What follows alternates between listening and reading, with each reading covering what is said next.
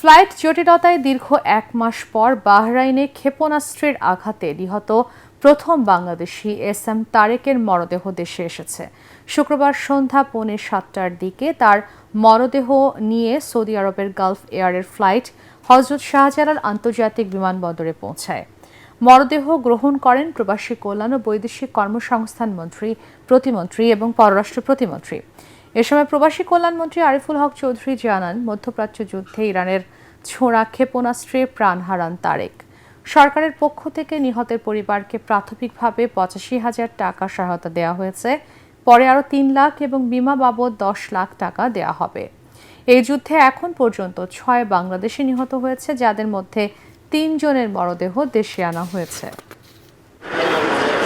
মরদেহ তাদের পরিবারের সদস্যদের কাছে আমরা হস্তান্তর করেছি। লাশ পরিবহন এবং দাফন করার জন্য ৩৫,০০০ টাকা, আর আমাদের বিশেষ অনুদান এই মাত্র ৫০,০০০ টাকা দেওয়া হয়েছে এবং তাদের আরও ৩ লক্ষ টাকা এবং তাদের যে আপনার ইন্স্যুরেন্স বাবদ ১০ লক্ষ টাকা আমরা পরবর্তী পর্যায়ে আমরা ৬ জন বাংলাদেশিকে আমরা দুর্ভাগ্যবশত হারিয়েছি এই যুদ্ধে, এবং আমরা একে একে সবাইকে আমরা সকলে যেন দেশে ফিরতে পারে সে ব্যবস্থা পররাষ্ট্র মন্ত্রণালয়, প্রবাসী কল্যাণ মন্ত্রণালয় করছে।